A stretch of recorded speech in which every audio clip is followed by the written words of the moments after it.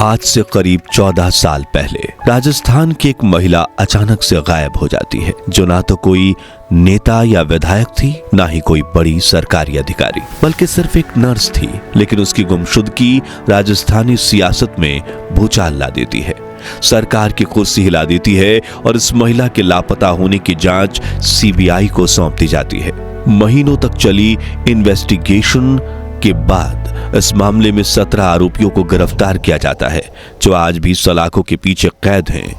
ये कहानी है नर्स भंवरी देवी की, जिनका मर्डर करके उनकी अस्थियों को राजस्थान की एक नहर में बहा दिया गया था। इस कहानी में राजनीति है, साजिश है, हिंसा है और एक सीडी है, ऐसी सीडी जो राजस्थान की सरकार को गिराने की ताकत रखती थी। लेकिन कौन थी नर्स भंवरी देवी? उनका राजनीति से क्या कनेक्शन था? और उस सीडी में वो कौन सी फुटेज थी जो न केवल एक जान लेती है, बल्कि कई जिंदगियों को हमेशा हमेशा के लिए बर्बाद कर देती है? राजस्थानी सियासत में ऐसा भूचाल ला देती है जिसकी कहानी विदेशी मीडिया में भी गूंज उठती है। आज जानेंगे सत्ता की लालच में एक गरीब लड़की के साथ घटी इस दर्दनाक सच्ची घटना के बारे में। लेकिन उसके पहले प्लीज आप वीडियो को लाइक और चैनल को सब्सक्राइब करके पास वाली घंटी जरूर बजा दीजिए। भंवरी देवी मर्डर केस। कहानी की शुरुआत होती है राजस्थान के अजमेर जिले के किशनगढ़ तहसील से, जहां के एक छोटे से गांव के गरीब परिवार में भंवरी देवी का जन्म होता है, जो गांव के सरकारी विद्यालय में 8वीं क्लास तक की पढ़ाई कर पाती हैं। बचपन से ही गांव के लोग उसे मुड़ मुड़ कर देखते थे, क्योंकि वो बेहद खूबसूरत थी। अपने पिता के कहने पर उसने दाई का काम काफी अच्छे से सीख लिया था, यानी गांव में जिस किसी के घर बच्चा पैदा होता था, वहां भंवरी देवी को जरूर बुलाया जाता था। इस तरह कुछ साल बीत जाते हैं और 16 साल की उम्र में भंवरी देवी के पिता उसकी शादी अमरचंद नाम के शख्स से करवा देते हैं, जो जोधपुर के बोरुंदा गांव में रहने वाला एक ड्राइवर था। लेकिन शादी के बाद भी भंवरी देवी ने दाई यानी बेबी सिटर का काम नहीं छोड़ा और एक दिन उन्हें अखबार में एक इश्तिहार दिखता है, जिसमें एक सरकारी अस्पताल के लिए नर्स की खोज की जा रही थी। भंवरी देवी ने इसके लिए आवेदन किया और उन्हें बिलाड़ा के जालीवाड़ा गांव के सब सेंटर में सहायक नर्स की भूमिका पर सरकारी नौकरी मिल गई। लेकिन उनकी सुंदरता के चर्चे उस अस्पताल तक उनका पीछा करते रहे। लोग वहां खासकर भंवरी देवी को देखने आते, उनसे बात करने के बहाने बनाते और उनसे दोस्ती करने की पूरी कोशिश करते। कुछ साल बीते। अब भंवरी देवी 2 बच्चों की मां बन चुकी थी। उन पर परिवार की जिम्मेदारियां बढ़ गई थीं, लेकिन इसका उनकी खूबसूरती पर कोई असर नहीं पड़ता। इसी बीच एक आदमी अपनी पत्नी के साथ अस्पताल आता है और बातों बातों में भंवरी देवी से कहता है, तुम इतनी ज्यादा खूबसूरत हो मैडम कि अगर तुम चाहो तो फिल्मों में काम कर सकती हो। उस वक्त तो भंवरी देवी हंस पड़ती हैं, लेकिन कुछ दिन बाद वही आदमी उनके लिए एक म्यूजिक एल्बम में काम करने का ऑफर ले आता है। और बचपन से ही अपनी खूबसूरती के चर्चे में रही भंवरी देवी के लिए तो मानो एक सुनहरा अवसर था।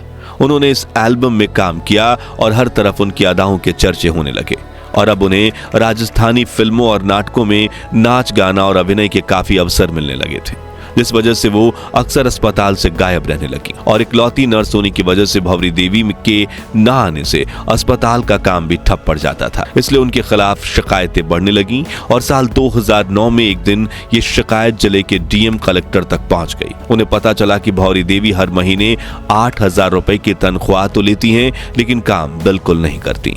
इसलिए उन्होंने तुरंत एक्शन लेते हुए भंवरी देवी को निलंबित कर दिया और इसी नौकरी को वापस पाने की कोशिश में भंवरी देवी एक ऐसे दलदल में फंस जाती हैं जहां से वो कभी जिंदा वापस लौट कर नहीं आ पाती।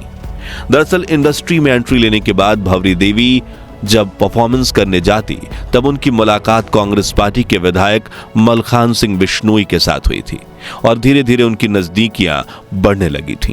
कहा जाता है कि दोनों जब चाहे एक दूसरे से मिलते थे, बातचीत करते और दोनों के बीच शारीरिक संबंध भी थे। इसलिए नौकरी से निकाले जाने के बाद भंवरी देवी तुरंत विधायक के पास जाती हैं और रोते हुए नौकरी वापस दिलाने की मांग करती हैं, जिसके बाद मलखान सिंह ने डीएम से बात करने की कोशिश की, लेकिन वो इनकी बात नहीं माने।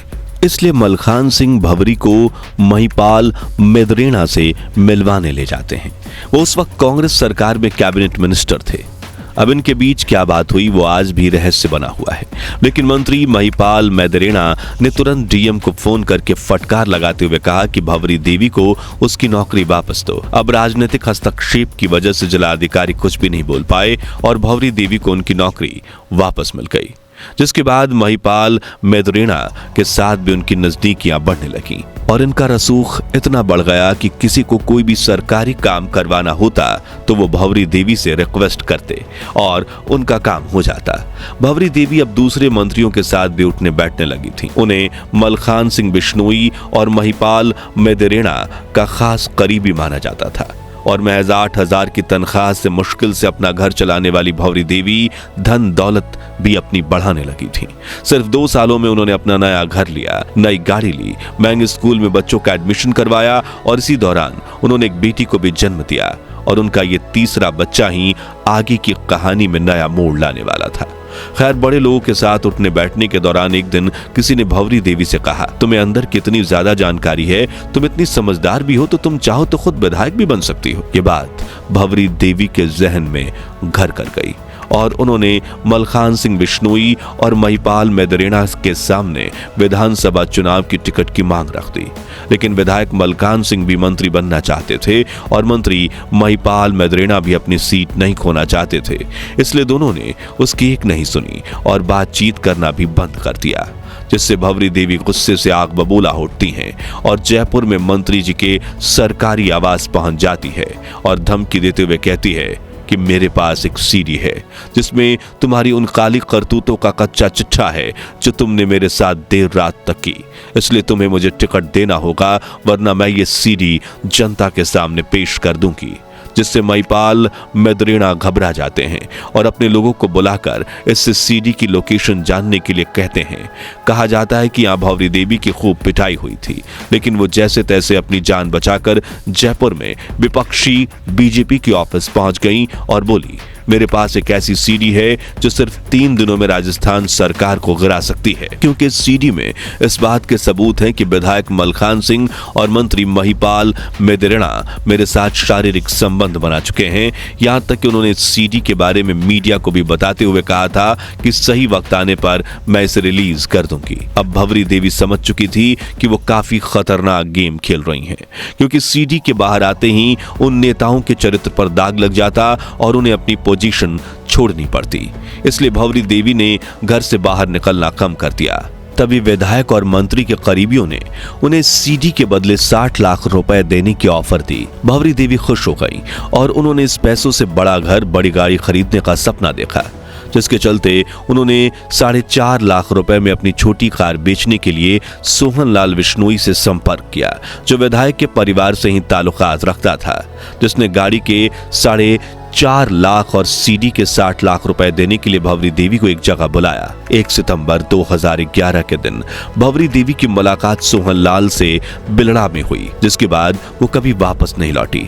लेकिन भंवरी देवी का पति अपनी बीबी के गायब होने के 12 दिन बाद यानी 13 सितंबर को थाने में जाकर एफआईआर दर्ज करवाता है कि मेरी बीवी लापता है और इसके पीछे मंत्री महिपाल मैदरेणा कहां थे। भंवरी देवी के लापता होने की खबर पूरे देश में सनसनी बन जाती है। विपक्ष के नेता, मीडिया और आम जनता हर कोई यही बात कर रहा था कि कैबिनेट मंत्री के साथ जिस महिला के अफेयर की खबरें थीं वो अचानक गायब कैसे हो गई। इसी बीच ये सीडी भी लीक हो जाती है और पुलिस तक पहुंचती है। 52 मिनट की सीडी में यह सबूत था कि मंत्री मैदरेणा और भंवरी देवी के साथ अफेयर था, उनके शारीरिक संबंध भी थे। लेकिन हैरानी की बात यह थी कि भंवरी देवी ने कहा था कि सीडी में विधायक और मंत्री दोनों की फुटेज है, लेकिन असल में विधायक मलखान सिंह की एक भी फुटेज नहीं थी। ऐसे में मंत्री महिपाल मैदरेणा को अपने पद से इस्तीफा देना पड़ता है और मुख्यमंत्री अशोक गहलोत ये केस सीबीआई को सौंप देते हैं। गहलोत भी इस केस में पूरी रुचि ले रहे थे, क्योंकि मैदरेणा आने वाले समय में मुख्यमंत्री पद की दावेदारी की होड़ में थे। इसलिए गहलोत की एक तीर से 2 निशाने हो रहे थे। और फिर सीबीआई जांच में ऐसे सबूत सामने आते हैं जिनके बारे में जानकर आपकी रूह कांप जाएगी। तो सीबीआई इन्वेस्टिगेशन के कई दौर चलते हैं, लेकिन भंवरी देवी का ठिकाना नहीं मिलता। सीबीआई मलखान सिंह बिश्नोई, महिपाल मैदरेणा, सोहनलाल, लोकल गुंडा शहाबुद्दीन भंवरी के पति वगैरह और अंत में एक कैलाश जाखड़ नाम के शख्स को गिरफ्तार करती है, जो बताता है कि भंवरी देवी का मर्डर हो चुका है और अंतिम संस्कार के बाद उसका शव राजीव गांधी नहर में बहा दिया गया। तभी जनवरी 2012 में सीबीआई ऑपरेशन वॉच लॉन्च करती है, क्योंकि वो घड़ी जो भंवरी देवी अक्सर पहनती थी वो इस पूरे मामले को सुलझा सकती थी।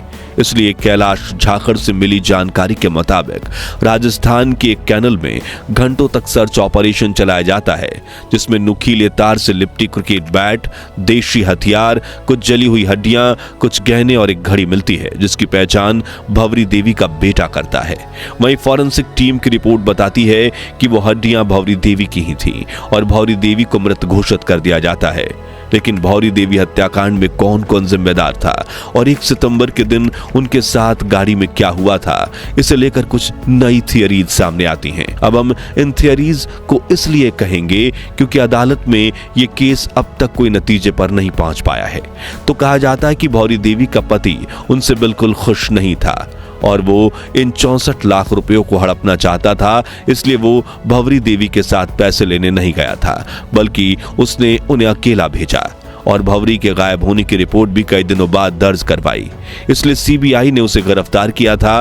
वहीं उस दिन गाड़ी में भंवरी देवी और सोहनलाल के साथ 2 अन्य शख्स भी थे, शहाबुद्दीन और बलदेव। और बताया जाता है कि सोहनलाल के सीडी चेक करने के बाद शहाबुद्दीन ने ही भंवरी देवी का गला घोंटकर मार दिया था, जिसके बाद उन्होंने बिशन राम बिश्नोई नाम के एक शख्स को भंवरी देवी की लाश सौंपी, जिसने भंवरी देवी का अंतिम संस्कार करके उसके अस्थियों और सामान को राजीव गांधी नहर में फेंक दिया। सीबीआई ने इस मामले में करीब 17 लोगों की धरपकड़ की थी, लेकिन इसमें मास्टरमाइंड थी इंदिरा बिश्नोई, जो मलखान बिश्नोई की बहन थी। कहा जाता है कि इंदिरा बिश्नोई ने मदरेना के साथ सीडी बनाने में भंवरी देवी की मदद की थी, ताकि मदरेना की अफेयर टेप लीक होते ही उसकी बदनामी हो और सरकार उसे कैबिनेट से हटा दे, ताकि उसके भाई मलखान को कैबिनेट में जगह मिल जाए। वहीं अगर मलखान बिश्नोई की बात करें तो भंवरी देवी की जो तीसरी संतान हुई थी, जो बेटी थी, उसके पिता भंवरी देवी के असली पति नहीं बल्कि मलखान सिंह थे और भंवरी देवी चाहती थी कि मलखान उनसे ये वादा करे कि वो छोटी बेटी की शादी खुद करवाएं, 20 किलो सोना दें और 50 लाख रुपए खर्च करें। इसलिए मलखान सिंह को दूसरी औरत से हुई अपनी बेटी को दुनिया के सामने अपनाने का डर था और मंत्री महिपाल मदरेना के पास सीडी में कैद अपनी काली करतूतों को दुनिया से छिपाने का मोटिव था। ऐसे में टाइम्स ऑफ इंडिया और हिंदुस्तान टाइम्स की एक रिपोर्ट के मुताबिक यह भी कहा जाता है कि भंवरी देवी की किडनैपिंग और हत्या की साजिश मलखान और मदरेना ने मिलकर रची थी, लेकिन इन बातों पर मुहर तब लगेगी जब कोर्ट फाइनल फैसला सुनाएगी। तो आज के लिए बस इतना ही। सियासत की दलदल, सत्ता का नशा, साजिश और राजस्थान सरकार को हिलाकर रख देने वाली सीडी से जुड़ी भंवरी देवी की इस कहानी को लेकर आपकी राय क्या है, कमेंट्स में बताइए। ये वीडियो पसंद आया हो तो लाइक और शेयर करके 5100 लाइक्स जरूर कर दीजिए। सियासी जगत से जुड़ी ऐसी ही अनकही अनसुनी कहानियों के लिए हमारे चैनल को सब्सक्राइब करके पास वाली घंटी जरूर बजा दीजिए। धन्यवाद।